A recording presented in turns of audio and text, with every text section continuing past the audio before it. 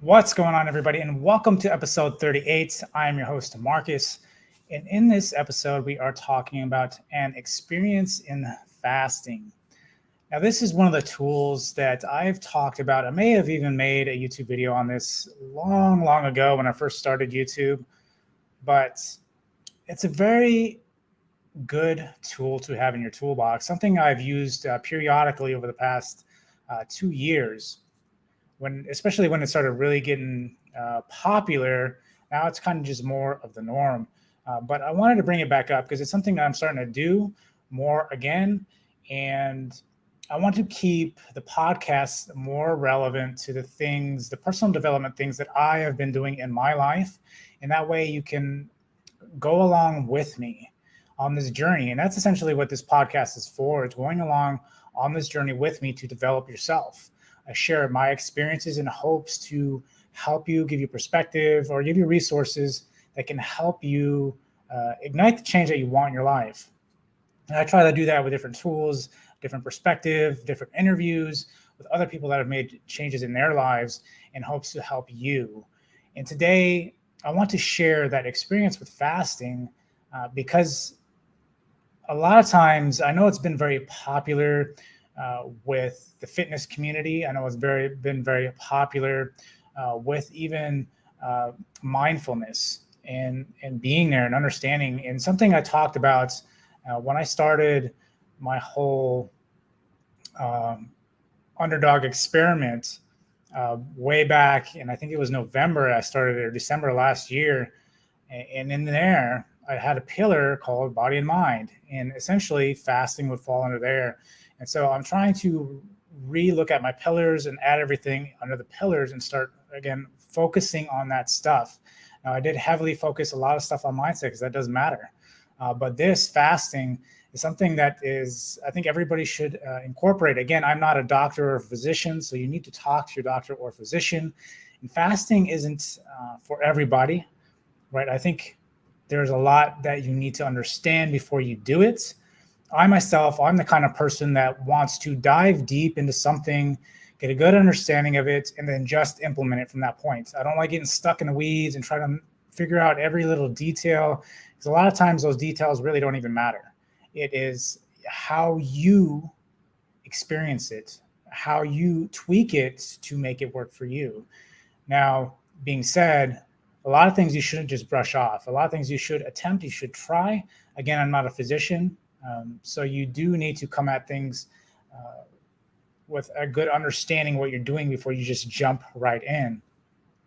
Now, being said, I don't want you to ever hesitate on any of these things. And myself, again, I like to experiment on myself a lot. And all the experiences and everything I talk about is essentially self-experimentation on myself. The research I've done, the experiences I've lived through, and my conclusion, right? I had a thesis and I went out and I executed it. And my thesis wasn't as accurate as I thought it would be, but it still worked out in the end. And today I wanted to share fasting. Now, fasting is one of those things that I think I started researching fasting again, because a lot of times when I did it, there's all different kinds of different fasting. There's intermediate fasting. There is a prolonged fasting where you go a couple days, and then there's different flavors of fasting. It's just finding what really works for you. And for me, what I was doing was I would fast a whole day for a month. I tried to do that last year. I was doing that. The year before that, I even did it even more. I was doing it longer durations. But I think what's important to understand here is the benefit of it. And for me, I've always been one of those people that struggled with weight. And I work out religiously, and I do it for a purpose, right? It's not saying I'm 100% all the time, right? I do slack sometimes, especially on my running sometimes, but ultimately, I'd love to weightlift. That's something I've always loved to do. It gets me the muscle tone I want, gets me the muscle size I want. And then I try to do running. I have to stay up with running, cardio to be able to trim down. But ultimately, there's still another aspect to everything here, and that is your intake of food. And there's this big misconception, and I know a lot of stuff I talk about can be considered conspiracy theory things, but I've cracked a couple conspiracy theories that I have deemed to be true. And I talk about that. And it's because I've experienced it, right? I'm a person that's a practitioner. I'm not a person that goes out and talks about stuff that doesn't make any sense or doesn't make that I haven't actually experimented with and saw results from. And fasting is one of them.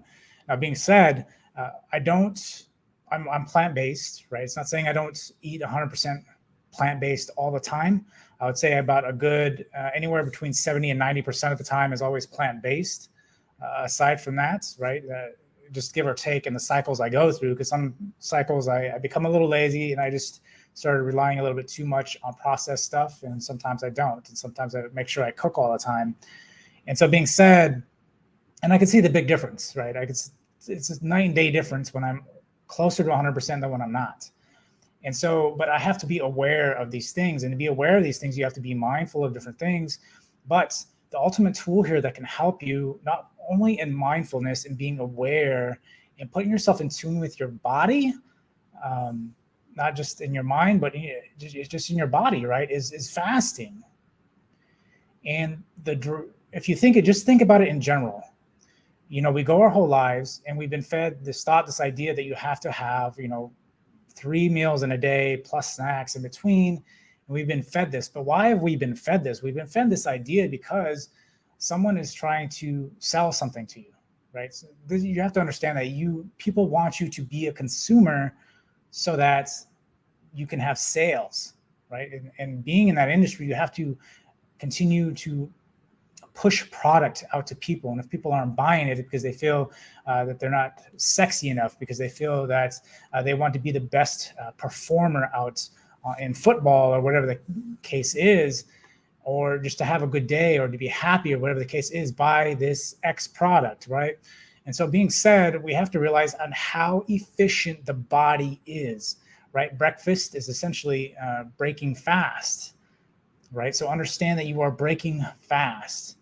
And so, just in my experience, every time I wake up, I've always been energized, right? When you go back to sleep, right, your body regenerates all the energy it needs for the next day.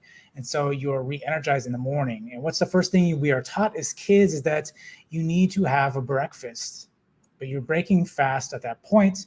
You are essentially injecting insulin in your body at that point. And so that's what makes the rest of your day hard. And that is what I have found.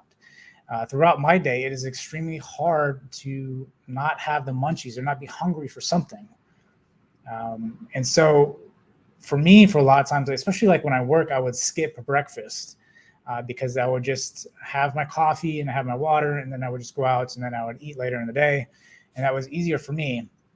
And then I find that when I'm working more from home, like I'll have the breakfast because I'm just right there, and it's just, everything is just right there. But I'm okay. I have the willpower again because I have my full allotted energy, because my willpower is strong in the morning. So I can push it off in the morning. I can push that first meal off in the morning and realize that the longer I do this, I'm not hungry. I'm very energized. My mind is very crisp. My mind is very sharp. My body feels good. Everything feels good right then and there.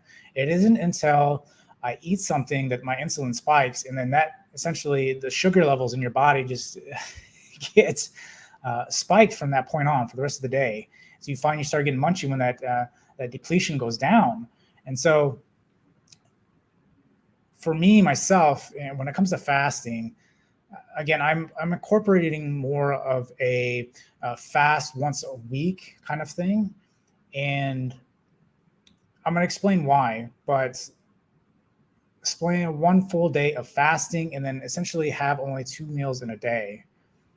And this is essentially becoming, there's the things like the nomad diet, which I believe they do. I believe it's 1 meal a day. And a lot of people may think that's crazy, but again, you have to remember, we've been force-fed this thought, this idea, pushing product that you need to be having 6 meals a day, when in fact you don't. And it should be small meals. And I've done that for bodybuilding and stuff like that, and it is rigorous and hard, and it just makes you sick of food because you're shoving something in your mouth every 2 hours, just trying to upkeep the muscle, right?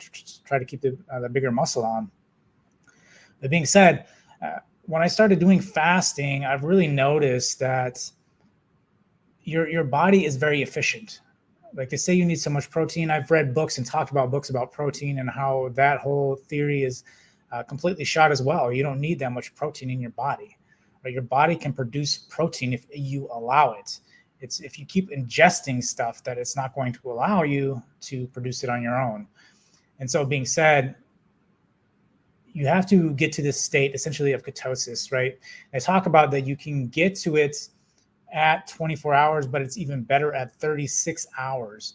And so if you essentially go to bed without eating, or if you stop eating at like 6 o'clock one day, you go 6 hours the next day, right? 24 hours. And then you go back again till the morning time, right? That essentially resets your body. And when you reset your body, you have to realize, right, if you are running a fine oil machine nonstop for 365 days a year, yeah, that machine will run well, but how much better do you think it would run if you didn't run it so often? And that's what your body is essentially doing. Your body is essentially resetting itself. It starts creating new cells around that time. When you start hitting ketosis and stuff, it starts allowing your body to regenerate. And so some of the benefits to fasting is anti-aging, right? Is to also give you a more crisper, sharper mind.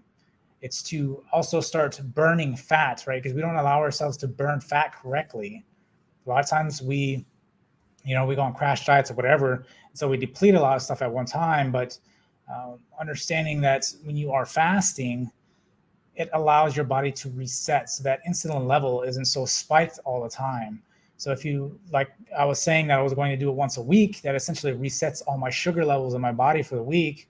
And so for the rest of the week, right, I'm not saying I'm going to eat garbage, I still eat very healthy.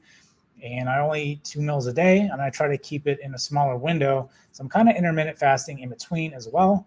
But ultimately understand that I still like my food, right? Like I still like my calories. I still need my energy to keep going. But you also realize that when you do fast, like you're more energized, right? Your body starts burning a different kind of fuel. It starts burning actual fat at that point. When you reach this ketosis stage where you can't essentially hit it until you hit that 36 hour mark. And so for me, I try to do it that way, and I try to allow myself to do it in something I want to incorporate because of all the different properties of it. And being older, right, it can also provide longevity, right, for your life if that's something you are interested in.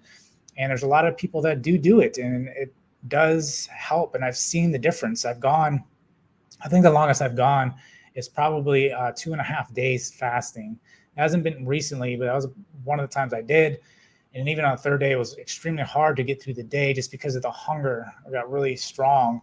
And even for me now, like going through one day, like a hunger really doesn't hit me until I get to about 2 hours to that 24-hour mark. Then I start getting hungry. And the key to that is just to keep yourself busy. Make sure you're busy doing something else. If you need to remove yourself from an environment in which there's food or other things that are pushing you to want to eat, you need to be mindful of that and make sure that that is not an issue when you do a fast. And for me, again, the clarity that I get, and you have to understand why do we get clarity? Why do we feel the way we do? Is because of the fact that you're regenerating new cells, right? Your body's in the time digesting food, and if you're constantly putting food in your body every 2 hours, it's got to stop regenerating cells because it's got to focus on breaking down that food. And if that's all you're doing every couple hours is forcing your body to break down food, then it can't do what it's initially supposed to do, right? And ultimately understand that you feel like so much better. And it sounds daunting and it sounds exhausting, but the benefits of it, once you get to it, once you hit that 36-hour mark and you have your first meal, it feels good. Your body feels at a better state. Your mind feels at a better state. And if you think about it, there was a time when we used to have to hunt for our food. When you were hunting for your food, right, your mind needed to be sharp. Your body needed to be primed and ready to go because you were hunting. And this ketosis state puts you in that state. it puts you in that survival state where it heightens your senses so you are able to focus on what you need to focus on. And so instead, I talk about how we are kind of used to force feeding our body 6 times a day, right? You are essentially bogged down from all that food that you can't, that your senses get diminished because of that. Your senses aren't allowed to do what they're intended to do. And this is how we disconnect from ourselves. And when I talk about like mindfulness and everything, and why even fasting is so big then, because it allows you to focus more in the now. It forces you to go into the now. And a lot of times when I talk about these different stuff, when I talk about mindfulness and stuff, a lot of people don't want to be in the now because they don't want to see who they are, truly are. And I think when you're forced to be in the now, you may not like what you see, right? This is why we live for the future. We live watching movies and books and video games to escape the now, because we don't like what's happening right now. But if you can fast and put yourself in the state and start incorporating other things in your life, right? Like you need to incorporate other things that you enjoy into your life. If the environment doesn't allow you, something I've talked about before, you need to change your environment, and then incorporate stuff like this, like fasting, and see the dramatic difference it does. And a lot of times, we don't know why we can't lose weight, and it is because of that, right? It's not allowing ourselves to let those insulin levels decrease a little bit, reset before we can start eating again. And so this is something, especially since I'm getting older, right? I want to provide that longevity. I want to be able to still stay in shape. And so I want that part of it back in my life so I can control those sugar levels. Because I think for myself, you start getting older, you realize that your body holds a lot more stuff a lot easier, and metabolism isn't quite there. And this helps you metabolize. It also allows men to get more testosterone naturally, right? And a lot of times you are fed products because you are being given other products to essentially realize that, I got to eat 6 meals a day.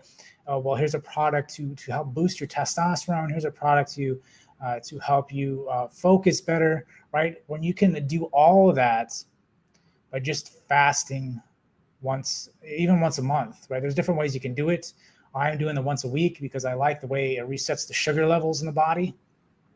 And there's other different scientific studies that have shown, and one that I've particularly seen. Now, I don't know if this is true. Don't hold me to this, but I've heard. I was watching this presentation, essentially given. I don't know where the doctor was from, but he was giving a speech on fasting. He was talking about how fasting could kill cancer, or could help you kill cancer a lot easier by fasting for 7 days. And that you essentially stop feeding the cancer. When you stop feeding the cancer, it dies. And something that I've even learned through plant-based, and why I liked it, enjoyed it more, because of the fact of what meat did in your digestive system. Now, I'm not going to get into that whole thing. That's something you can look up for yourself. But you have to understand the way the body works. So like stomach bio is becoming really big. And we realize that, everything you eat, you ingest, is what your body's making the cells that are in your body. So all the liquids you put in your body, all the different foods you put in your body are essentially what you are. That's why they say you are what you eat, because you are essentially what you eat. Your cells are created from the things that you eat.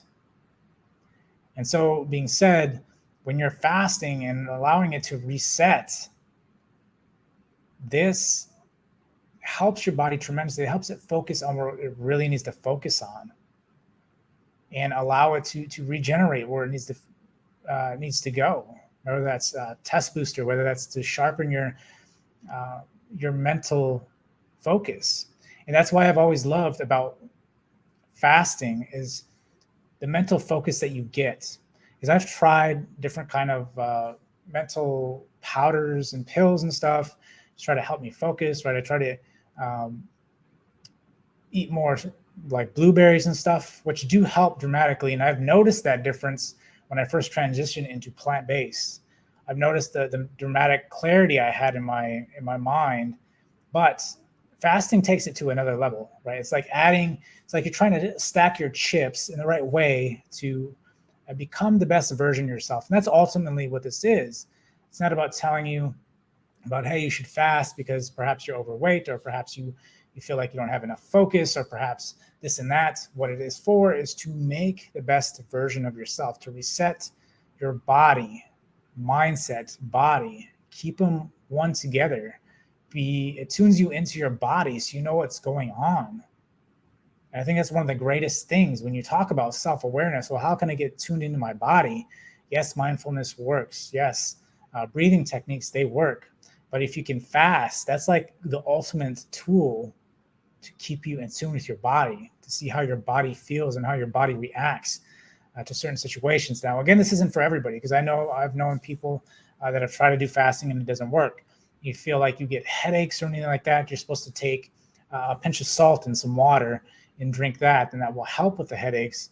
But you have to ultimately understand, if it gets to be too much, too overwhelming, again, you should talk to your doctor or physician, and then go from that point forward. But ultimately understand that it can bring dramatic results. And one thing I do like about it is it keeps me thin, it keeps me in shape, it keeps me aesthetically where I want to be.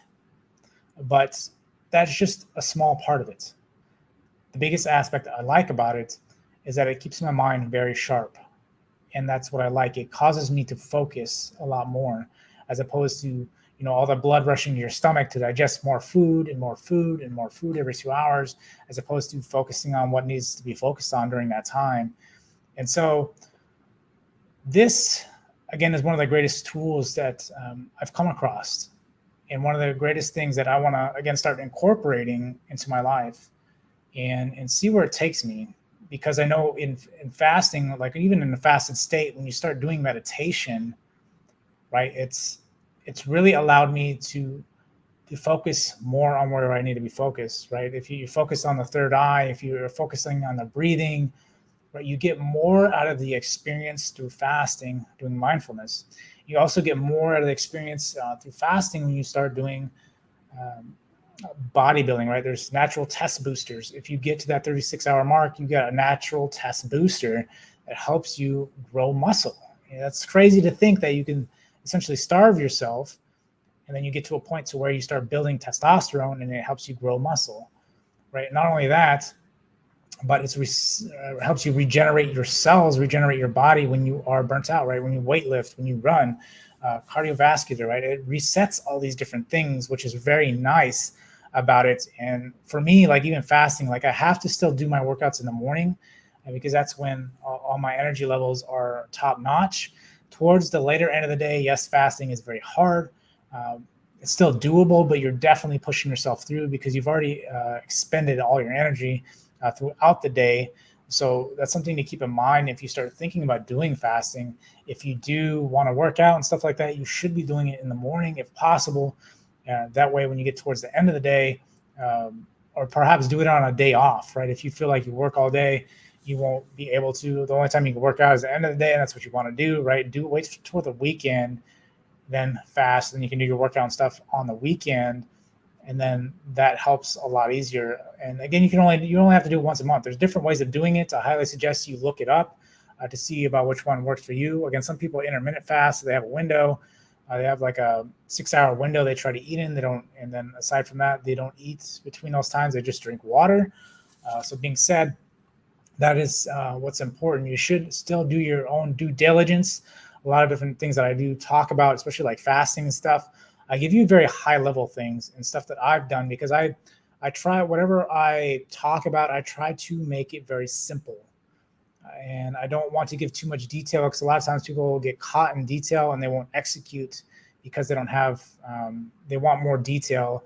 If you're too detail oriented, you're not going to actually be able to accomplish what you want, because you're waiting on something else. And then you get to the point to where you feel like you still don't know enough. You may know a ton, and then nothing gets executed. So I'm trying to avoid that. So I'm trying to give you a very high level. Yeah, you don't have to go exact, right? You can go look it up and find what fasting works for you. But the benefits, I highly advise, if you talk again to your doctor or physician and they agree and it's okay for you to do, do it, try it, right? People have gotten off of medication because of it. It helps with any kind of inflammation you may have. It helps with other chronic illnesses that you may have, right? All these things, it does a dramatic thing, but you have to be able to incorporate it. Again, I experiment on myself. I'm a practitioner of it, right? I don't just speak something that I've a thesis or something that I'm regurgitating. I've lived it. I've done it. I actually just fasted on Wednesday, and I'm looking forward to sending that to every Tuesday now. So we'll see what happens, and I'll keep you updated. But I hope this helps you guys and realize that there are other things out there. You have to look internally at what you can do. Internally, you forget that we have the tools mentally and physically inside ourselves. It's trying to uncover them again and utilizing them, because they are what's going to bring us the most dramatic impact in your life, are those that have already been given to us, right? We don't need those external tools. We may need guidance on how to work those internal tools, because we've forgotten. Even like myself, I've forgotten for many years. I didn't know until I taught myself how to do it. I did the research, I started experimenting, and I got to where I wanted to go and realized the benefits of these things. And so I relay that information to help you guys and to help you expand the possibilities of your life, to help you build the life that you want, to help you control the things that you can internally.